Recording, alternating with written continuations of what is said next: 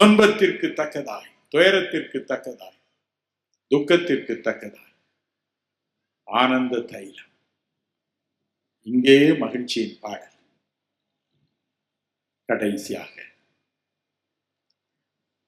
நொறுங்கி போன உள்ளமுடைய மக்களுக்கு அவர் சொல்வது என்ன? ஏசாயா 57:15 வாசிக்க கேட்போமா?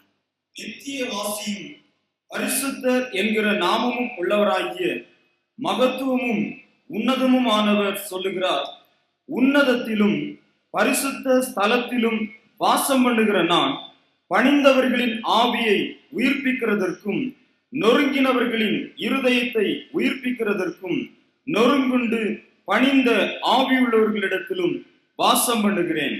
நொறுங்குண்ட இதயம் உள்ளவர்களிடத்தில் வந்து அவர் வாசம் பண்ணுவார். இந்த உள்ளத்தில் வந்து வாசம் பண்ணுவார். நீங்கள் சொல்லுகிறீர்கள், என் இருதயம் நொறுங்கி போன இருதயம் ஐயா, ஒரு விதத்திலும் எனக்கு சந்தோஷம் இல்லை. ஓ அப்படியா? நான் வந்து வாசம் பண்ணட்டேன். இறைவனுக்கு ஒரு அருமையான பெயர் உண்டு. அது என்ன தெரியுமா? சங்கீதம் 43:4 என் ஆனந்த களிப்பு.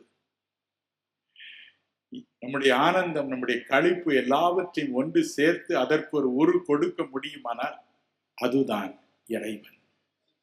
நம்முடைய ஆனந்த களிப்பு. அவர் சொல்லுகிறார், இருதயம் நொறுங்கி போயிட்டான், நான் வந்து அதில் வாசம் பண்ணட்டும். மகிழ்ச்சியோடு வருவார். பிரியமானவர்களே, இன்றிரவு நாம் அவரை கூப்பிட போகிறோம். அவர் இறங்கி வருவார், நம் உள்ளத்திற்குள் வருவார், நம்முடைய வீட்டிற்கும் வருவார், நம்மோடு அங்கு வந்து வசிப்பார். யோவான் 14:23 சொல்லுகிறது, ஒருவன் என்னில் அன்பாய் இருந்தால் அவன் என் வார்த்தைகளை கைக்கொள்ளுவான், நானும் என் பிதாவும் வந்து அவனோடு வாசம் பண்ணுவான். எத்தனை மகிழ்ச்சி! கவலைப்படாதிருங்கள்.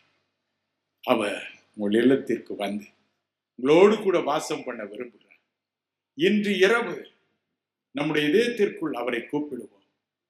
ஆண்டவரே, என் பாவங்களை மன்னிப்பது மட்டும் எனக்கு போதாது, என் நோய்களை குணமாக்குவது மட்டும் போதாது, எனக்கு நீரே வேண்டும், நீரே என் உள்ளத்திற்குள் வர வேண்டும் என்று அவரை நோக்கி நாம் இன்று இரவு கேட்போமா?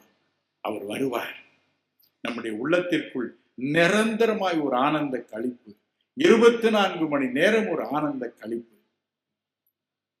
அதை தருவார். அந்த அனுபவத்தை தருவார்.